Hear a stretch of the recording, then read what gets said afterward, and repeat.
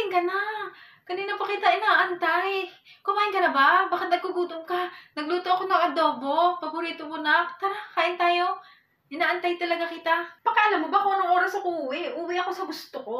At kung ayaw ko umuwi, wala ka rin pakialam doon. So, pang wala ka dito eh. Pakialamera ka masyado. Mawala ka na lang sana sa mundo. Grabe ka naman magsalita sa akin, na. Nag-aalala lang naman ako sa'yo kasi syempre nanay mo ko, mahal kita. Pero, bakit ganyan ka sa akin? Mahal? Kung mahal mo ko, papabayaan mo ko sa lahat ng gusto ko. Papabayaan mo ko kung saan ako sasaya. Diyan ka na nga. Ewan ko ba sa'yo, Mari? Bakit mo tinotolerate yung batang yan?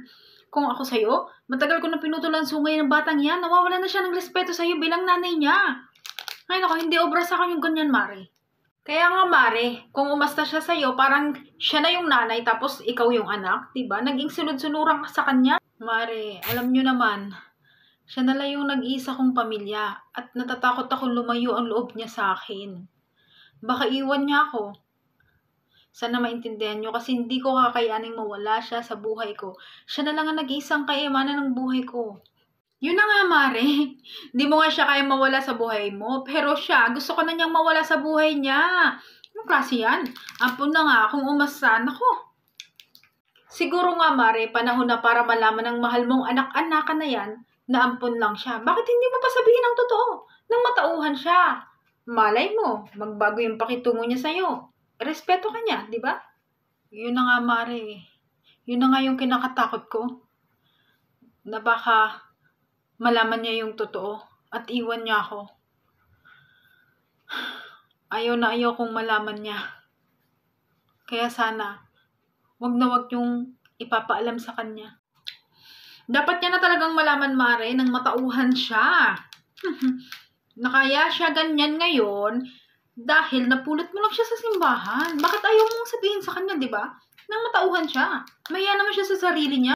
Naalala ko tuloy, Mari, nung natagpuan natin siya sa labas ng simbahan, na inaapoy siya ng lagnat dahil doon lang naman siya iniwan ng magaling niyang nanay na napakawalang kwenta na basang-basa sa ulan. Tapos ngayon na napalaki mo na siya, gaganyanin ka na lang niya. Hay, kung alam niya lang. Mari, tama na. Natatakot ako baka marinig niya tayo. Natatakot akong malaman niya yung totoo. Please lang, huwag na natin pag-usapan tong mga bagay na to. Anak? Nay! Totoo ba? Totoo ba lahat ng narinig ko? Ampun mo ako?